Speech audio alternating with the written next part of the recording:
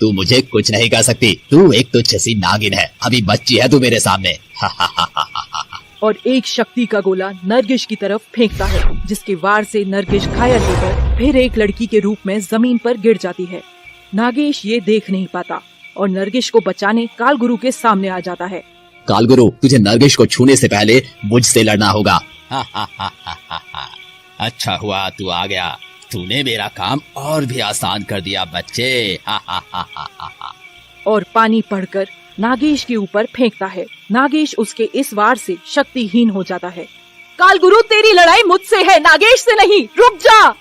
मेरी लड़ाई किसी से नहीं, मुझे बस वो नागमणि दे दे नागिन, नहीं तो तेरे नाग को अपने साथ ले जाऊंगा, जिंदा नहीं मुर्दा। और फिर से एक मंत्र भरी फूंक नागेश की तरफ फूंकता है और नागेश एक बच्चा सा सांप बन जाता है।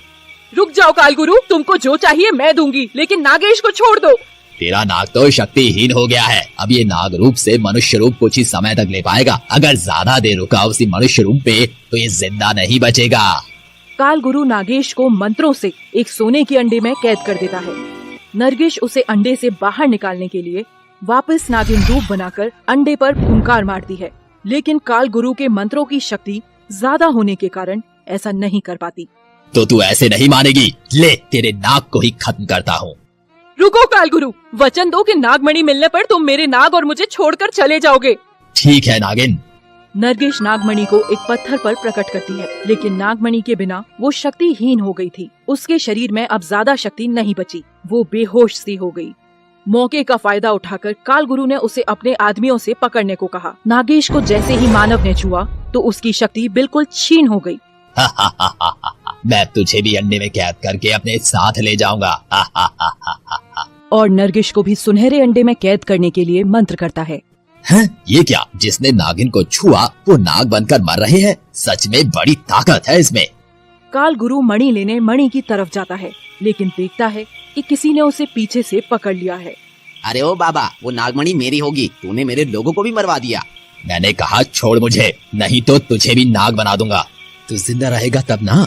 और वो कालगुरु को उठाकर बाहर की तरफ फेंकता है। कालगुरु घायल होकर दूर जा गिरता है। आदमी उस पर गोली चलाता है और गोली पाँव में लगती है। कालगुरु बेहोश हो जाता है। दूसरी तरफ जैसे जैसे नरगिस अंडे में बंद होने लगती है, वैसे वैसे नागमणि का प्रकाश कम होने लगता है और नागमणि अपनी रक्षा के लिए विषैली वायु फैलाने लगती है, जिससे डरकर आदमी भी भागने की कोशिश करता है और वो दीवार से टकराकर गिरकर बेहोश हो जाता है। और उसके बाद तुम दोनों वहाँ आए। जो प्रकाश तुमने देखा वो नागमणि का ही था, लेकिन तुम उन दोनों को नहीं देख पाए क्योंकि वो दोनों बेहोश वहीं पड़े थे। जिन सांपों को तुमने दफन किया वो उनके ही आदमी थे, लेकिन नरगिस को छूने से वो नाग रूप में बन गए और उनको नरगिस की शुद्ध आत्मा ने अच्छे नाग बना दिया। मुझे पता है जब नरगिस वापस जन्म लेगी तो वो जिंदा हो जाएंगे। नागेश, वो नागमणि का फिर क्या हुआ? बताता हूँ।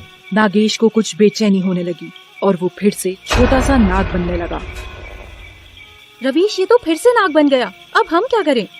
इंतजार के अलावा भला कर भी क्या सकते हैं? नागेश वापस घर की तरफ रेंगना शुरू कर देता है।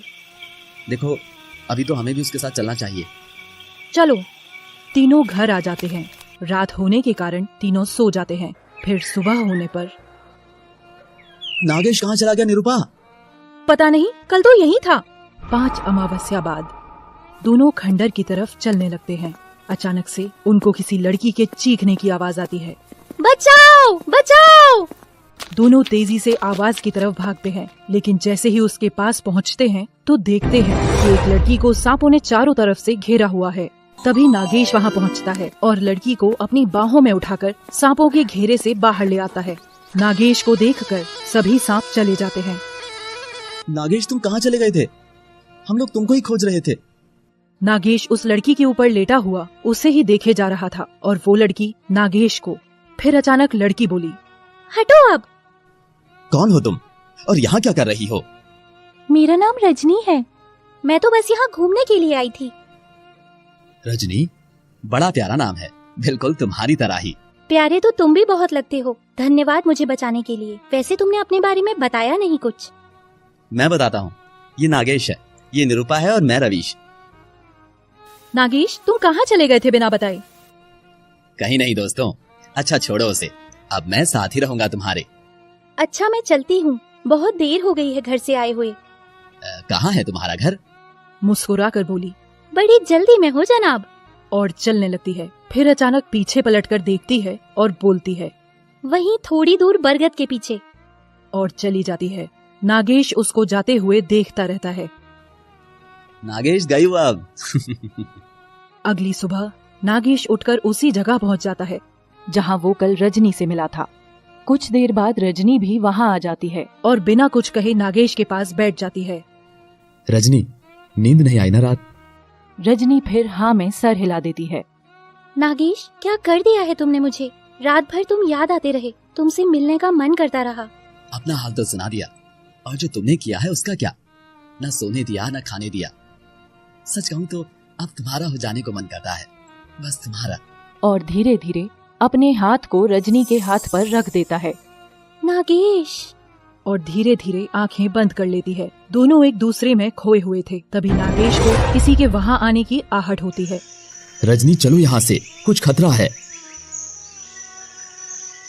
नागेश रजनी को बोलता है, ऐसा करो तुम घर चली जाओ, कल मिलने आऊंगा मैं। नागेश रजनी को गले लगाकर उसे विदा करता है और वापस उसी जगह आकर देखता है। अच्छा, तो ये कालगुरु है, लेकिन इसका यहाँ आने का मकसद क्या था? क्यों आया ये यहाँ? आज फिर इस जगह पर किसी बड़े नाग की आने की गंध आ रही है। इसका मतलब वो आज फिर यहाँ आया था। उसको मेरे वश में आना ही पड़ेगा, फिर मैं उससे अपनी इच्छा पूर्ति कर सकूंगा। और वहाँ से वापस चला जाता है। ये कालगुरु किसकी बातें कर रहा है? क्या वो मेरे बारे में जान गया है क्या? अगर हाँ, तो कैसे? मुझे पता करना होगा। नागेश ध्यान लगाकर बैठ जाता है और अपनी दिव्य दृष्टि से सब कुछ देखने लगता है। अच्छा, तो उस दिन जो सांप रजनी को काटने आए थे वो कालगुरु के ही थे, और वो मुझसे डरकर वापस चले गए थे। जिससे कालगुरु को यह अनुमान लगा कि कोई विशाल नाग से डरकर वो आए हैं, और उसे मेरे यहाँ होने का आभास भी हो गया। बदला तो मुझे भी लेना है तुझसे कालगुरु, लेकिन तेरे ही तरीके से। तुझे मेरी तलाश है और मुझे तेरी। अगली सुबह कालगुरु उसी जगह पहुंच जाता है जहां नागेश और रजनी मिलते थे। नागेश रवीश और निरूपा के कारण जल्दी नहीं पहुंच पाता, क्योंकि उस दिन रवीश का जन्मदिन था और वो उसको भी मंदिर ले गए थे। लेकिन रजनी वहां पहुंच जाती है और नागेश के आने का इंतजार करने लगती है। ये लड़की कौन है? मुझे इसमें नाग की छवि क्यों दिखाई दे रही है? कौन हो सकती है ये? कालगुरु रजनी के पास जाने लगता है। उसे देखकर रजनी डर जाती है और वापस भागने लगती है।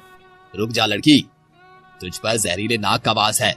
रजनी नहीं रुकती तो वो रजनी को घायल करने के लिए त्रिशूल फेंकने ही वाला होता है। अचानक उसके सर पर कोई तेजी से वार करता है और वो बेहोश होकर गिर पड़ता है। नागेश, तुम आ गए? कहाँ रह गए थे?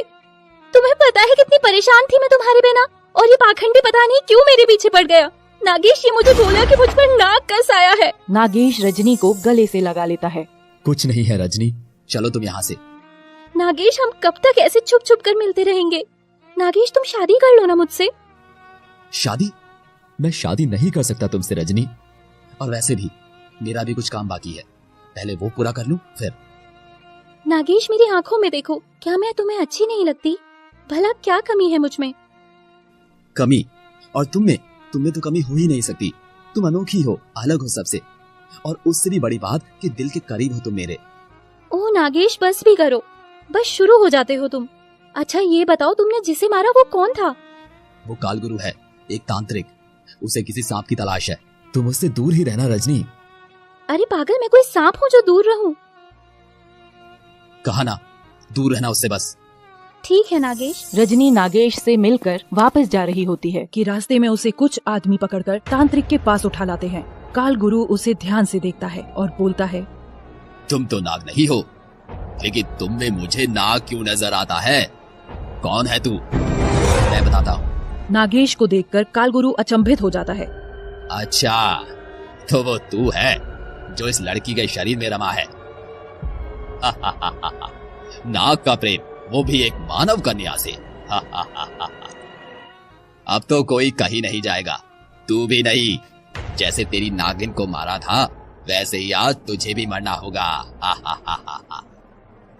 कालगुरु, मत भूल कि तू आज भी गलत कर रहा है, और बदला तो मुझे भी तुझसे लेना है। कालगुरु, नरगिस को तूने नहीं मारा, नरगिस ने तुझे ताकतवर बनाने के लिए अपने प्राण दिए हैं। आज तू भी प्राणहीन होगा। तू अभी जानता नहीं है मेरी शक्ति को। काल गुरु कुछ कर पाता उससे पहले ही नागेश एक विशाल नाग के रूप में आ जाता है। नागेश अपनी आंखों से काल गुरु की तरफ आग फेंकता है। काल गुरु उसके इस वार से बच जाता है। फिर नागेश उस पर विष की फुंकार मारता है। काल गुरु इस वार से बेहोश हो जाता है।